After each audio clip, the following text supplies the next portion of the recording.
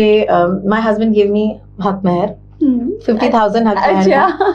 तो उन्होंने जब हक महर दिया तो मुझे लगा कि इसी से क्यों नहीं मैं अपना काम, ये मेरे पैसे हक महर इज टोटली मेरा पैसा है, वो किसी का नहीं है, क्योंकि ये अल्लाह की तरफ से दिया गया।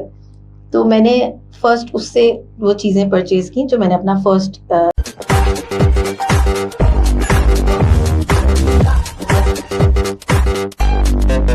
अस्सलाम वालेकुम, कैसी है राफिया? अल्हम्दुलिल्लाह। जैसे आपको जब मैं इंट्रो दे रही थी तो आपको पता चला होगा कि जो थीम है हमारी वो है स्ट्रगल टू सक्सेस।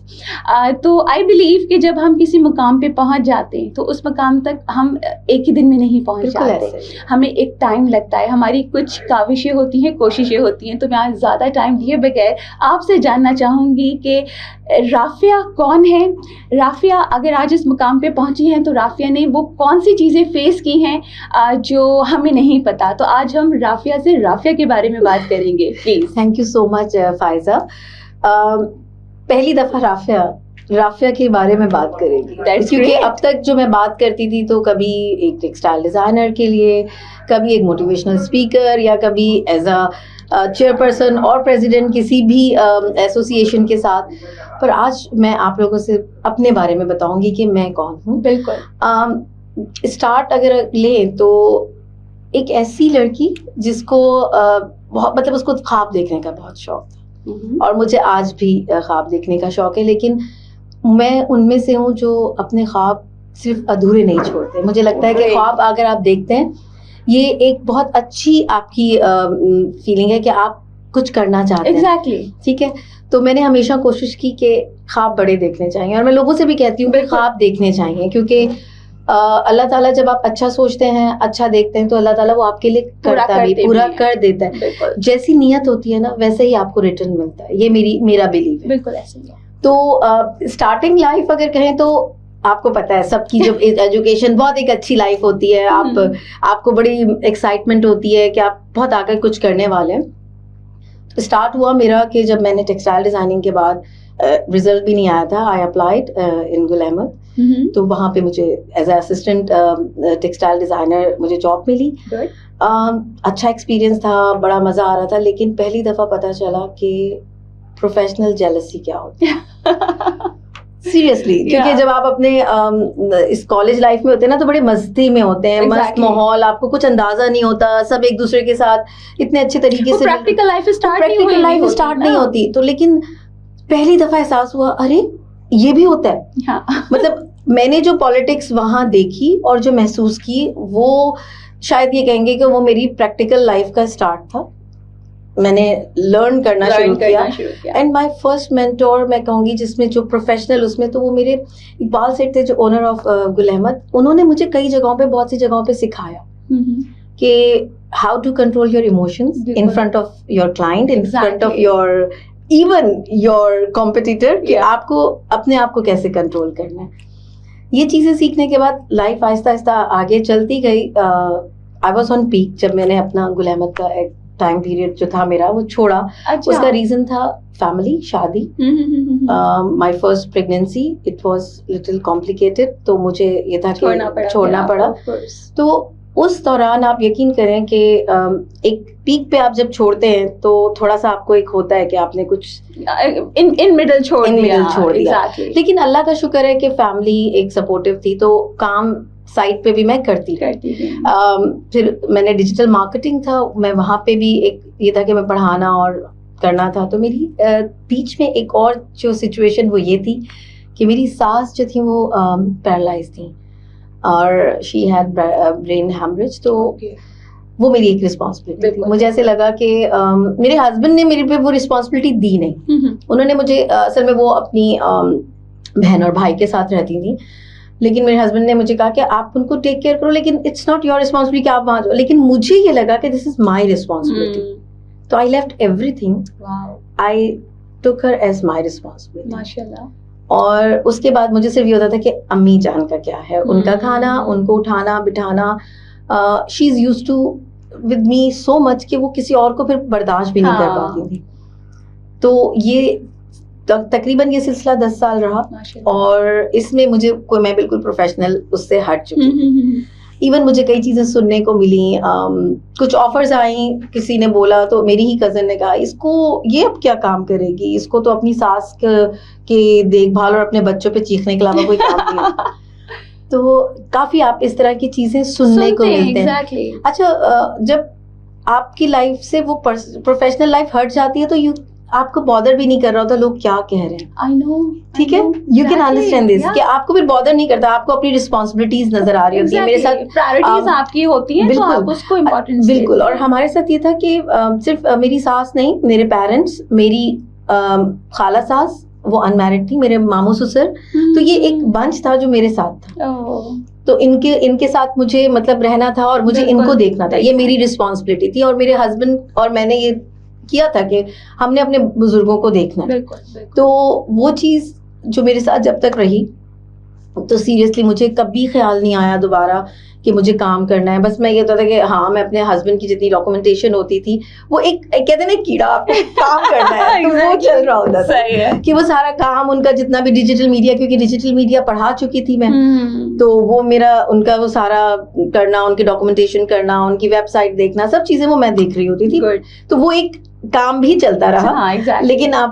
लेकिन अपनी रिस्पॉन्सिबिलिटी को मैं उस टाइम छोड़ नहीं सकती। मेरी सास की डेथ हुई है 2010 में। अच्छा।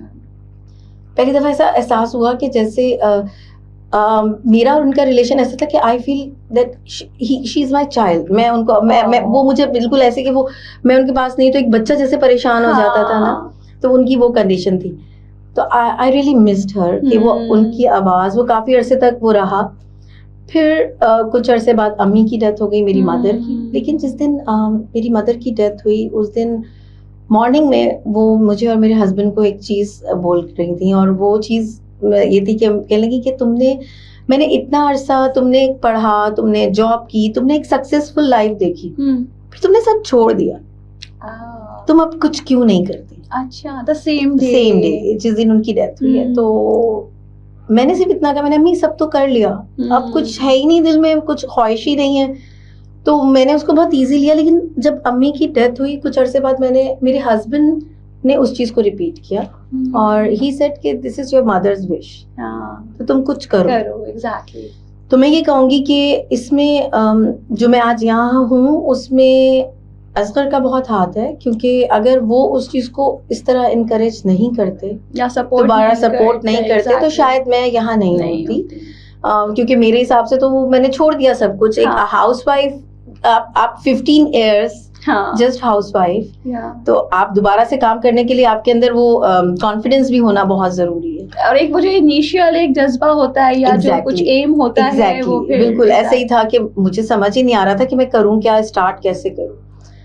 तो उस टाइम भी बहुत सारी चीजें ऐसी हुई कि आपके साथ बहुत नेगेटिव फोर्स, मैंने अपनी लाइफ में बहुत नेगेटिव फोर्स देखी है। बहुत कम पॉजिटिव लोग जो कनेक्ट होते हैं और माशाल्लाह कनेक्टेड रहते हैं, पर बहुत सारे लोग जो कनेक्ट होते हैं और उनकी नेगेटिविटी कुछ अरसे बाद सामने आती है, वो बहुत पेनफुल है। वो आपकी एनर्जी को ना टाइम बीइंग ड्रेन्ड आउट कर देते हैं। अच्छा, मेरा जो एक है, मैं अगर आपके साथ हूँ फायजा, तो मैं दिल और मेरी सोल, मेरा हार्ट, मैं पूरा कंप्लीटली आपके साथ। इसमें ऐसा नहीं है कि मेरा माइंड कहीं और है या मेरी सोल कहीं और है, मेरी हर चीज फिर आपके साथ कनेक्टेड है। और मैं यही एक्सपेक्ट करती हूँ सबसे कि वो भी इसी तरह से हो। लेकिन मोस्टली मुझे ऐसा मिला कि लोगों के रवैये बदलते हुए देखे, लोगों को वक्त के साथ बदलते हुए देखा, मतलब के लिए बदलते हुए देखा। वो चीज बहुत पेनफुल है, क्योंकि मेरे लिए रिलेशंस जो है वो मतलब के नहीं है। यहाँ पे लोग कहते हैं कि यार प्रोफेशनल लाइफ में रिलेशन ऐसे होते हैं, आप इनको सीरियस मत लिया करो, बट शायद हम जैसे सेंसिटिव लोग इस चीज को नहीं समझ सकते। क्योंकि देखिए, जो दूसरों के साथ सिंसियर होते हैं, जहाँ आप बहुत ट्रांसपेरेंट होते हैं दूसरों के साथ, तो आप यही चाहते हैं। अच्छा, रिटर्न में चाहने का मतलब ये नहीं है कि हम उनसे कुछ चीजों की, वी वांट कि वो रिलेशन बहुत अच्छा रहे, ईमानदारी रहे, ट्रस्ट बिल्ड रहे, और आपको इतना तो ट्रस्ट हो कि दूसरा पर्सन जिसने आपके साथ है तो वो कैसा है। एग्जैक्टली। तो आप अगर मैं कल मुझे आके कोई बोले कि कि फायजा ये है, तो मुझे फायजा के बारे में सुनना नहीं चाहिए किसी और से, क्योंकि मुझे फायजा के बारे में पता है। तो ये चीजें हमारे यहाँ बहुत है, और इन चीजों ने मैंने बहुत सफर किया है। मैंने शुरू में जब मैंने स्टार्ट किया वो भी इस तरह से हुआ कि माय हस्बैंड गिव मी हक महर, 50,000 हक महर। तो उन्होंने जब हक महर दिया तो मुझे लगा कि इसी से क्यों नहीं मैं अपना काम, ये मेरे पैसे, हक महर इज टोटली मेरा पैसा है, वो किसी का नहीं है, क्योंकि ये अल्लाह की तरफ से दिया गया। तो मैंने फर्स्ट उससे वो चीजें परचेज की जो मैंने अपना फर्स्ट स्टार्ट किया, माशाल्लाह। और माशाल्लाह वो अच्छा रहा। फ्रेंड्स ने, फैमिली ने, सब ने सपोर्ट किया। उसके बाद पहली दफा ना दिमाग में कि एक एग्जीबिशन में पार्ट लेना चाहिए कि कुछ हो सकता है।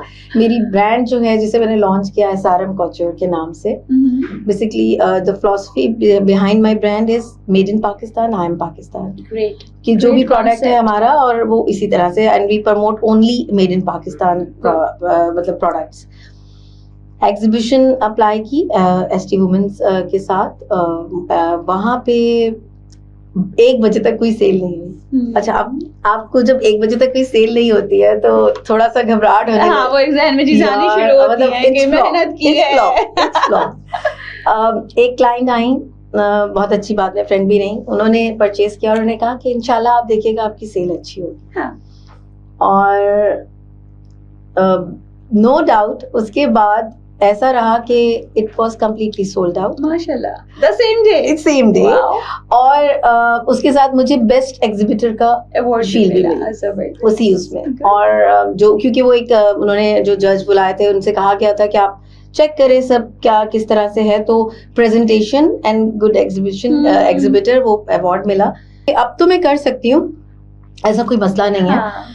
आगे फिर और एग्जीबिशंस करते करते then I started my own atelier. It's like a small textile unit, जहाँ पे हमारे पास स्क्रीन प्रिंटिंग है, अच्छा, हमारे पास स्टिचिंग यूनिट है, और डिस्प्ले है, साथ में मीटिंग एंड विजिटर्स लॉन्च भी है। Okay.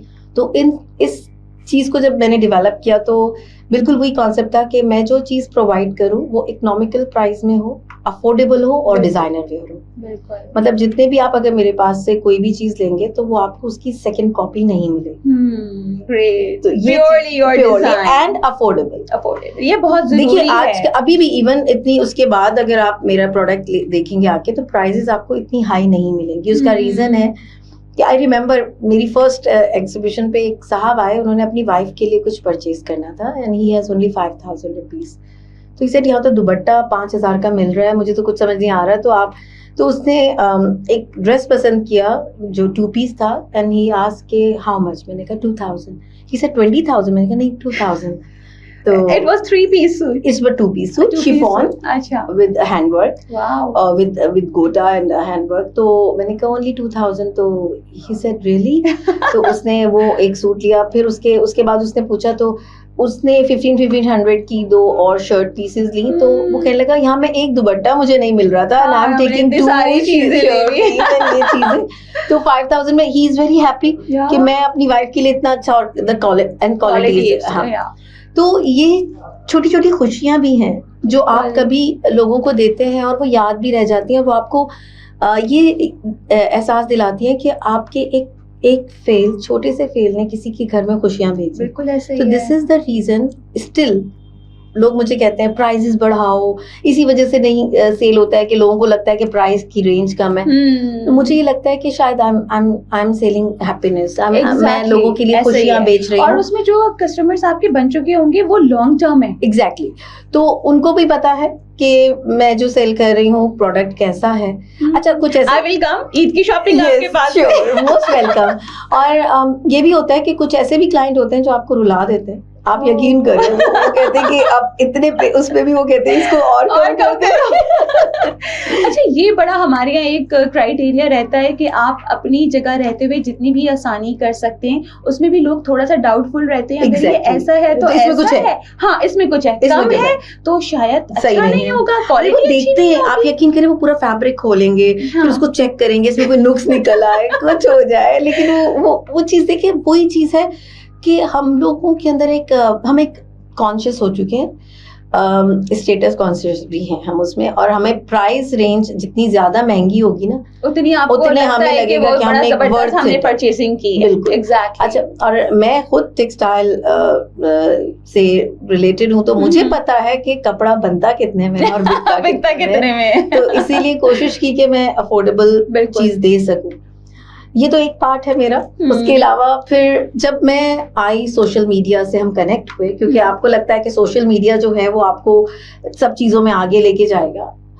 I faced a lot negativity, jealousy, और पहली दफा एहसास हुआ कि यार ये तो आप किसी रेस में कूद गए यहाँ पे तो सिर्फ दौड़ लगी हुई है, सब भाग रहे हैं। और सब कभी कभी यार आप थक जाते हैं, आपको समझ नहीं आता कि हो क्या रहा है, Exactly. किस चीज के लिए हम भाग रहे हैं और किससे भाग रहे हैं, अपनों से, Exactly. अपने लोगों से, अपनी चीजों से, कि मतलब एक वो कंपटीशन है तो वो किस चीज का है। Exactly. मतलब अगर फायजा अच्छा कर रही है या कोई और अच्छा कर रहा है तो I should be very happy कि यार अच्छा है। मैं इनको जानती हूँ। हाँ। मेरे लिए ये बहुत प्राउड फीलिंग है कि मैं इनको जानती हूँ। लेकिन मैं ये कहूँ कि ये कर रही हैं तो अब ये मैं भी यही करूँगी ये थोड़ा सा तकलीफ दे हो जाता है कि ये क्या चल रहा है। एक वो कह के भीड़ चाल चल गई है, जिसने अगर कोई एक कर रहा है तो सबने वही करना है। तो लेकिन मैं यहाँ पे सॉरी आपकी बात थोड़ी सी वो करूंगी। देखें ये बहुत अच्छी बात है, आप कुछ अच्छा काम कर रहे हो और दूसरे अगर आपको देख के वो अच्छा कर रहे हैं, देखिए अच्छा काम बहुत अच्छा है, लेकिन आप जो है वो उसको क्रेडिट भी दें, एग्जैक्टली अप्रिशिएट भी करें। नहीं देखें, अगर आप आज एक चीज कर रही हैं अच्छी तो मैं आपके साथ खड़ी हो जाऊँ ना, मैं क्यों अलग से एक प्लेटफॉर्म मतलब एक जॉइनिंग हैंड हो जाए और वो मेरा बिलीव ये है कि अगर आप एक अच्छा काम कर रही हैं तो I must come and stand behind you to support you, ना कि मैं एक अलग से लाइन खड़ी कर लूं और कहूं कि जो आपके साथ भी खड़े हैं वो मेरे साथ आके खड़े हो। ये गलत, ये थोड़ा सा ये मुझे नहीं समझ आता और शायद ये मेरी नेचर नहीं है जो मुझे समझ में नहीं आती। इसी तरह से मैंने एक चीज जो फेस किया, सॉरी किसी को बुरा लगे माफी चाहती हूँ। हमारे यहाँ पर मर्द आपके दुश्मन नहीं है, औरत औरत की दुश्मन है सबसे ज्यादा। जो मैंने फेस किया, जो मैंने देखा, आपको बुलिंग अगर मिलेगी तो औरतों से मिलेगी, आपको काम को ना सराहे जाने का भी आपको औरतों से मिलेगा, और आपके खिलाफ सबसे पहले जो खड़ी होगी वो भी औरत। और ये पेनफुल है, ये इतना पेनफुल है कि हम अपने ही जेंडर को सपोर्ट नहीं कर रहे। अच्छा, ये वाली जो आपने बात की, ऑफ कोर्स आप ये सारी बातें अपने पर्सनल एक्सपीरियंस पे कर रही हैं, और आज आपको इनवाइट करने की रीजन भी यही थी कि ऑफ कोर्स मे बी कि ये चीजें बहुत सारे लोग फेस कर रहे होंगे। तो देखिए कुछ चीजें ऐसी होती हैं जो अच्छा उसमें भी 100% ऑफ कोर्स नहीं होगा। नहीं, देखिए मैं एक चीज समझा रही हूँ कि जो आपने फेस किया, मैंने भी नहीं, और बहुत से लोग जब आते हैं जिनमें, क्योंकि अब मैं कुछ कम्युनिटीज में जैसे लीड कर रही हूँ तो वहाँ पे कुछ खवातीन आती हैं एंड दे लिटरली क्राइंग कि मतलब हमारे साथ ऐसा क्यों। कुछ औरतें इससे डिसहार्ट होके छोड़ भी देती हैं काम। वो तो यहाँ पे राफिया फिर वो वाली चीज बिल्कुल ठीक होती है कि जो कहते हैं ना कि इंसानी रवैये थका देते हैं। इंसानी रवैये, that is the main cause. देखिए मैं भी बहुत सारी खवातीन के साथ कनेक्टेड हूँ, माशाल्लाह दे आर वेरी नाइस। तो ऐसी भी खवातीन हैं कि जो एक दूसरे को सपोर्ट कर रही हैं, लेकिन ऐसी भी खवातीन है जिनकी वजह से कितनी खवातीन का मॉरल डाउन हो गया, जो आगे नहीं बढ़ पा रही हैं, विजन है वो विजन नहीं कर पा रही, क्योंकि ग्रुप्स जितने भी हैं वो कोई मर्द रन नहीं कर रहे हैं, खवातीन रन कर रही हैं। बिल्कुल ऐसा ही है। और तो मैं तो उसमें ये कहती हूँ राफिया कि देखिए जिस तरह हम अपनी लाइफ में जो भी चीज शुरू करते हैं, हमने कहीं ना कहीं पहली चीज तो शुरू की होती है ना, और किसी के लिए काम आना जो है जरूरी नहीं कि हम फ्रंट पे आए, नहीं बैक पे। यही मैं आज आपको जो बात करना चाह रही हूँ, मुझे मोस्टली मैं पहली दफा अपने ब्रांड के लिए बात कर रही हूँ। हाँ। मैं, आपने मुझे देखा भी नहीं होगा कि मैं आके अपने ब्रांड के लिए बात करती हूँ। Today stage all yours. तो उसका रीजन यही है, जब मैं किसी के साथ खड़ी होती हूँ तो मुझे लगता है कि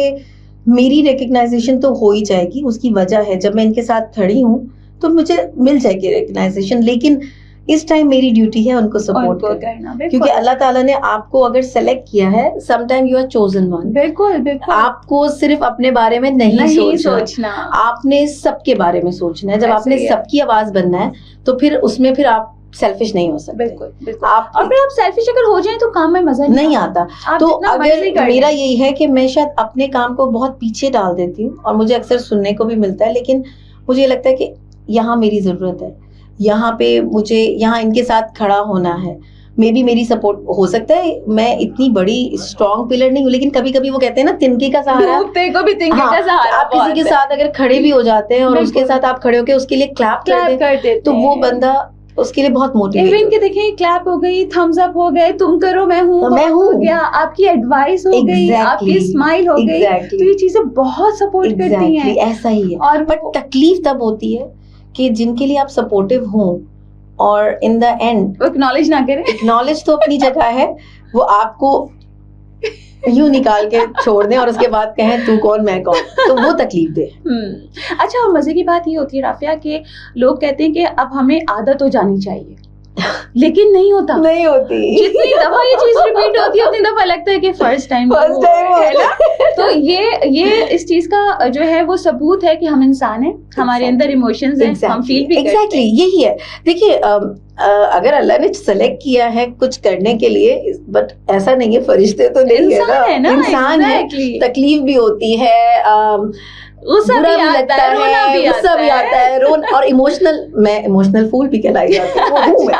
और नो डाउट मैं बहुत ज्यादा लोगों से कनेक्ट हो जाती हूँ। मेरे साथ एक बहुत बड़ा इशू है कि मैं लोगों से रिश्ते बना लेती हूँ। ये मैं अपना अगर मैं कहूँ तो शायद फुलिशनेस है, लेकिन मैंने ना रिश्ते इतने प्यारे देखे नहीं। रिश्तों को बहुत खोखला होते हुए देखा, रिश्तों को बदलते हुए देखा और सिर्फ जरूरत के लिए देखा।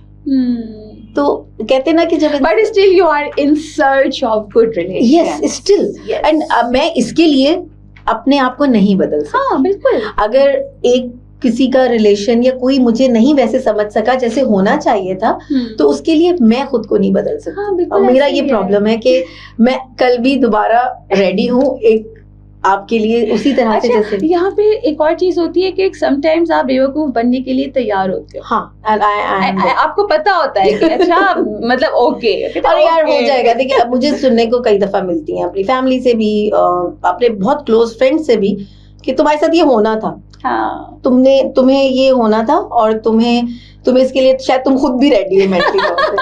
तो लेकिन मैं एक बात बताऊं, मुझे ऐसे लगता है कि कभी ना कभी कहीं ना कहीं जाके उस शख्स को रियलाइज जरूर होगा। देखिए मैं कहती हूँ कि हम दुनिया में वही चीज देते हैं जो हमारे पास एग्जैक्टली चाहे वो आपका सच है, अच्छाई है, इवन धोखा है, झूठ है।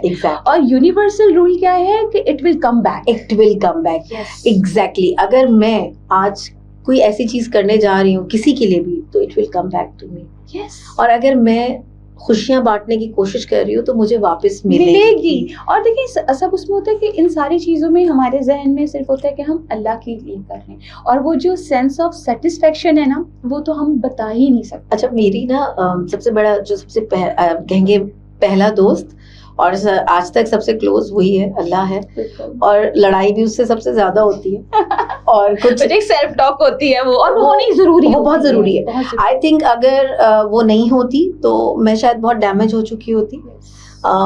सेंसिटिव लोगों के लिए सबसे बड़ा इशू ये है कि वो बहुत जल्दी चीजों को अपने ऊपर कर लेते हैं, वो अपने ऊपर ले जाते हैं, कनेक्ट हो जाते हैं बिला वजह। मतलब लोग अच्छा लोग इग्नोर कर देते हैं। आप आज इनसे दोस्ती है, कल उनसे नहीं है, कल वो ऐसे अजनबी हो जाएंगे कि उनको फर्क ही नहीं पड़ेगा। एग्जैक्टली। हम जैसे पागल लोग जो है ना वो कनेक्ट हो जाते हैं। और वो कनेक्शन ऐसा होता है कि वो उसके बाद भी वो कनेक्शन आपके दिल से जाता नहीं है, वो कहीं ना कहीं अटका रहता है। तो उस time it will hit badly। Yes, exactly। और वो सिर्फ ये नहीं कि वो आपको सिर्फ इंटरनली कर रहा है, वो एक्सटर्नली वो आपके वर्क, वो आपकी हर चीज पे हिट कर रहा होता है। बिल्कुल ऐसा ही है। तो उस टाइम सिर्फ उसी से बात होती है और उस टाइम मैं कहती हूँ मेरे साथ क्यों या मैं क्यों। अच्छा, लेकिन मजे की बहुत खूबसूरती इस सेल्फ टॉक विद अल्लाह ये है कि आपको उसका रिप्लाई मिलता है। एग्जैक्टली। और वो फिर आप रियलाइज करती हैं यार हमने बहुत जल्दी करी। नहीं, और पता है अल्लाह ताला से फिर बाद में no doubt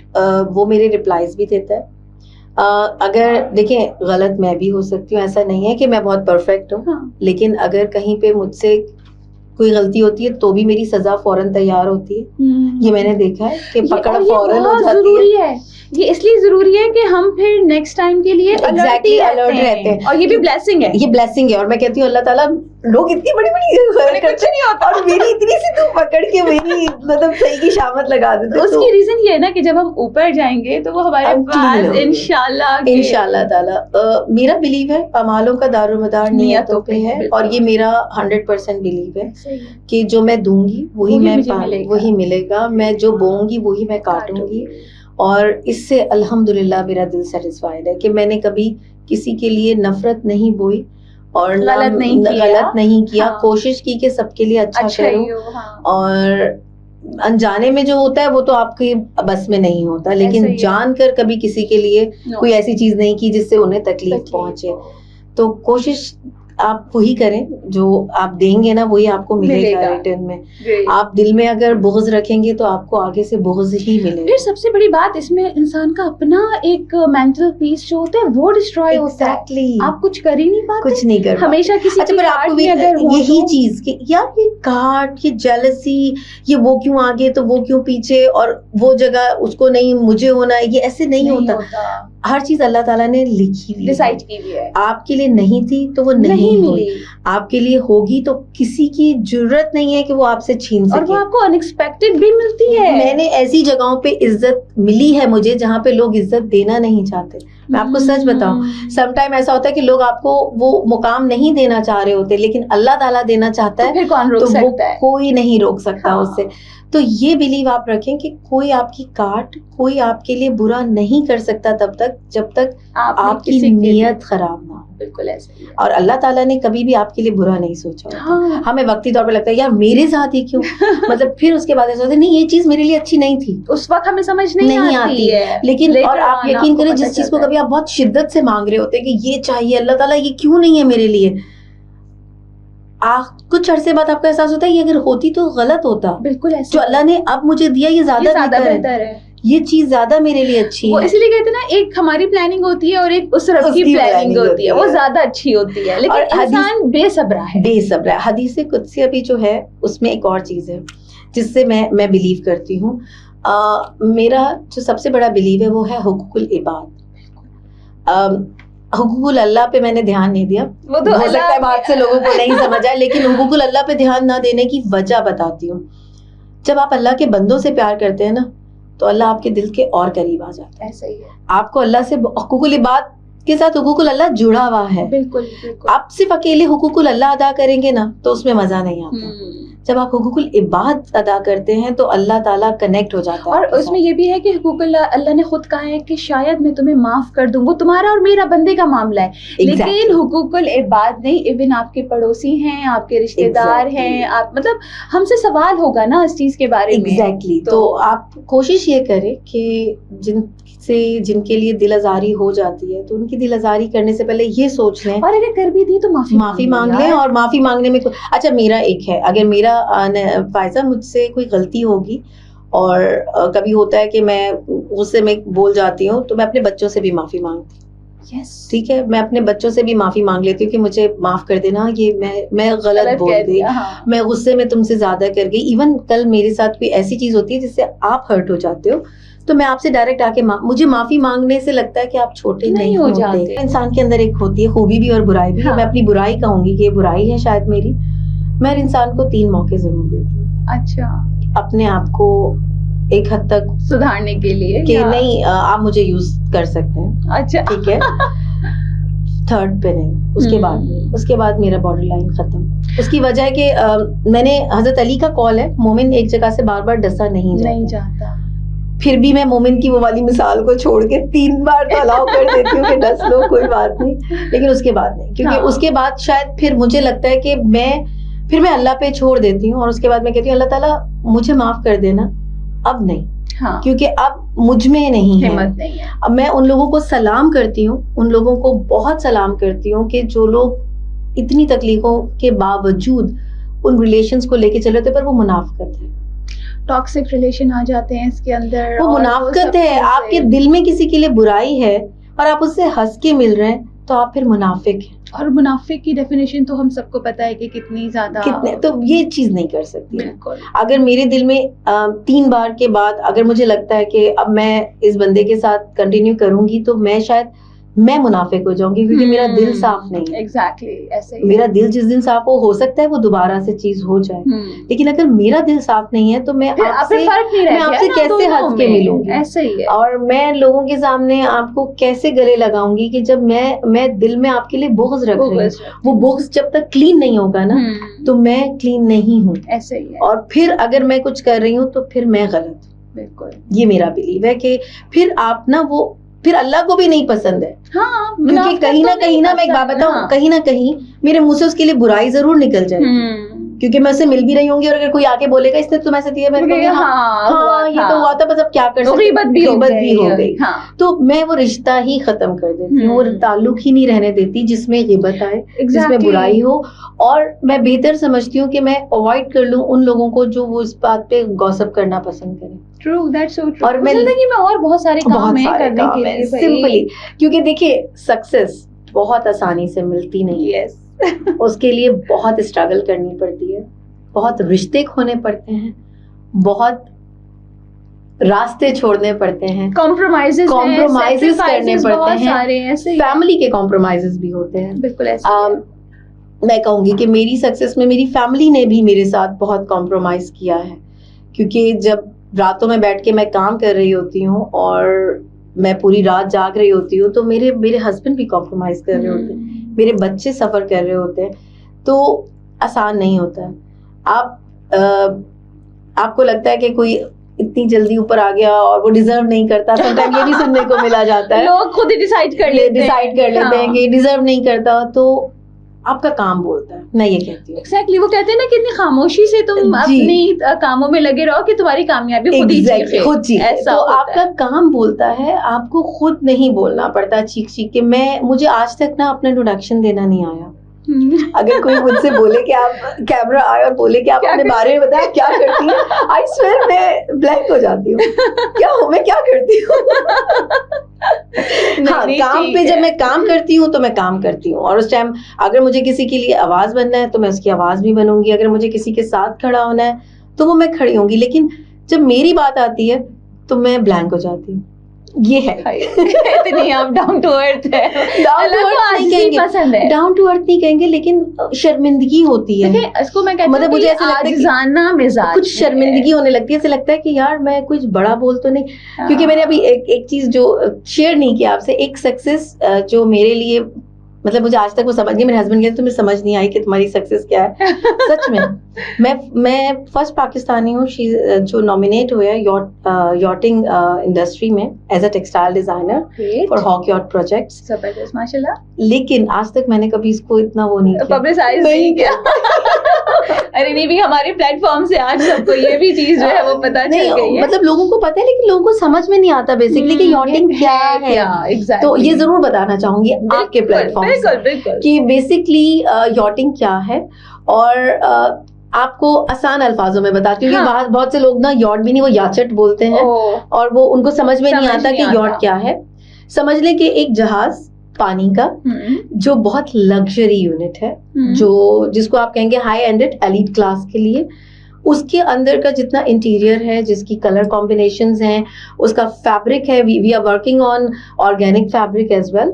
we are working on right now के हम कैक्टस से प्रोड्यूस कर रहे हैं जो फैब्रिक, सो उससे वो ऑर्गेनिक फैब्रिक जो आपके लिए लेदर, बेसिकली लेदर की बात हो रही है, नॉट फैब्रिक, कैक्टस से लेदर प्रोड्यूस करें ताकि एनिमल्स को हम हार्म ना कर सकें। तो we are working on organic products, organic things, और कोशिश ये कर रहे हैं कि जो एनवायरनमेंट है वो पूरा ऑर्गेनिक हो। आफ्टर पैंडेमिक ये चीजों पे बहुत ज्यादा काम हो रहा है। एग्जैक्टली, और जरूरत है। तो जो कलर्स हैं वो भी हम वो यूज करेंगे जो आपके ऑर्गेनिक कलर्स होते हैं, बेसिकली जो हल्दी से बनते हैं या डिफरेंट उससे जो कलर्स बने जाते हैं, जो पहले बनाए जाते थे, तो वही हम कोशिश होगी कि हम उन कलर्स को यूज करें। फैब्रिक जो है वो भी आपका जो है वो ऑर्गेनिक कॉटन से बनाया जाए। इटसेल्फ ऑर्गेनिक सुन के बड़ा एक यूनिक सा, लेकिन वही चीज आती है कि हमारे यहाँ लोग बड़े इजीली कह देते हैं ऑर्गेनिक, लेकिन आपको पता है इसकी सर्टिफिकेशन कब होती है? जमीन जब आप अगर कोई प्रोडक्ट बना रहे हैं ना, जो मतलब अगर फर्ज करें आप कॉटन ले रहे हैं, तो जो आपकी जमीन है, पहले वो जमीन का सर्टिफिकेशन होगा कि कोई केमिकल नहीं है उसके अंदर, देन उसके अंदर जो खाद और चीजें डाली जाएंगी वो केमिकल फ्री होनी चाहिए। हाँ, ये सर्टिफिकेशंस होने इतने जरूरी है वहां पे कि आपकी सोच होगी, हम तो बड़े धड़ल्ले से कहते हैं ये जो क्रीम है ये ऑर्गेनिक है, हाँ, लेकिन उसमें हम यूज कर रहे होते हैं नहीं, उसके अंदर हम यूज कर रहे होते हैं। पाकिस्तान में 100% ऑर्गेनिक प्रोडक्ट मौजूद नहीं है, स्टिल हर्बल प्रोडक्ट मौजूद है, हाँ, ऑर्गेनिक प्रोडक्ट मौजूद नहीं है, क्योंकि कहीं ना कहीं इनमें केमिकल यूज हुआ होता है। तो वो सर्टिफिकेशन अगर हमें मिले, और कुछ लोग अगर ये कहते हैं मस्ट कांटेक्ट विद अस कि हमें ऑर्गेनिक प्रोडक्ट चाहिए उन डेवलपमेंट के लिए, और no doubt they will pay you good amount, क्योंकि देखिए ऑर्गेनिक प्रोडक्ट चीप नहीं है। आई नो, जब आप उसको इतनी मेहनत से बना रहे हैं, उसकी केयर है, आपको पता है इतनी, अगर आप एक मुरब्बा पे लगाते हैं कॉटन, तो उसमें से जो कॉटन एक्सेप्ट कर रहे थे वो 25% आपको मिलती है, क्योंकि कीड़ा लग जाता है, क्योंकि वो ऑर्गेनिक है। ऑर्गेनिक की सबूत यही है कि उस पे कीड़ा ज्यादा लगेगा, आपने स्प्रे नहीं किया उस पे केमिकल। तो जो हमारा यॉटिंग से रिलेटेड वर्क है वो टोटली है कि हाई एंडेड जो एलीट क्लास का वो एक समझे कि उनकी शौक है जो समुंदर से रिलेटेड है। लोगों को आसान अल्फाज में इसलिए समझा रही हूँ कि बहुत से लोगों को पता नहीं है कि यॉट क्या है। यहाँ पे क्रूज हम कह देते हैं, जो बोट्स जो चल रही हैं शिप, वो भी they are not proper cruise. तो प्रॉब्लम यही है कि हमारे यहाँ अवेयरनेस नहीं है चीजों की। हमारा एक और प्रोजेक्ट है कि we want to bring those yacht to Pakistan. ये सबसे पहला होगा कि पाकिस्तान में कोई यॉट आए, तो बड़ा जबरदस्त हो जाएगा। लेकिन उसके लिए सबसे पहले बहुत सारे प्रोसेस हैं, परमिशंस हैं, बहुत सारी चीजें हैं। दुबई तक तो इजी है, यहाँ लाने के लिए अभी बहुत चीजें चल रही हैं। तो इंशाल्लाह देखिए, हम काम तो कर रहे हैं, मेड इन पाकिस्तान और आई एम पाकिस्तान को प्रमोशन जो है वो मोस्ट इम्पोर्टेंट, मतलब मेरा वो है target. My husband is Dutch. मैं चाहती तो पाकिस्तान छोड़ के आज से काफी अर्से पहले जा चुकी होती, लेकिन मेन ये था कि नहीं, यहाँ पे अगर सभी छोड़ के चले जाते हैं तो क्या फायदा। अगर मुझे अल्लाह ताला ने इतनी आवाज दी है कि मैं किसी की आवाज बन सकती हूँ, तो मैं कर सकती हूँ ना। मेरे पास एक अपॉर्चुनिटी है, मैं यहाँ की प्रोडक्ट को यूरोप पे कनेक्ट कर सकती हूँ। तो we are working via Sparks Business Club. हम अपने जो ब्रांड्स हैं उनको इंशाल्लाह इन फ्यूचर वेरी सून हम इनकी जो है डिस्प्ले यूरोप में करने जा रहे हैं, और वो भी आप लोगों को इंशाल्लाह देखने को मिलेगा। तो इंशाल्लाह। और वो एक बहुत हो जाता है ना कि वो जब पाकिस्तान की चीज को लेके बंदा करे तो वो पैशन ही अलग है। देखिए एक जो कहते हैं ना कि जब पाकिस्तान जिंदाबाद का नारा भी लगता है तो आपके दिल से आता है। ये हमारी घुट्टी में है। हाँ, आप देखिए 14 अगस्त हो गया, या इस तरह से जब आप नेशनल एंथम के लिए खड़े होते हैं, वो फील अंदर से अलग होता है। कभी भी कहीं भी आप जब नेशनल एंथम चलता है आपके रोंगटे खड़े होते हैं, मेरे तो रोंगटे खड़े होते हैं। मोहब्बत है इस मुल्क से बहुत ज्यादा। तो इवन अभी रिसेंटली मेरा पहली दफा जिंदगी में वाघा बॉर्डर का हुआ जाने का। आप यकीन करें वो जज्बा कुछ अलग ही था। जिस वक्त चेंजिंग हो रही होती, वो प्रिंट, मतलब थोड़ी देर के लिए लगा यार, मतलब एक अंदर आपके खून जो है ना एक पाकिस्तानी है, प्योर पाकिस्तानी है। और मैं अपने आप को इसलिए भी वो करती हूँ कि मेरे फादर ने, मेरे ग्रैंडफादर, इन लोगों ने सेक्रीफाइस किया है इस मुल्क के लिए। मेरे ग्रैंडफादर जो थे वो मुस्लिम लीगी थे।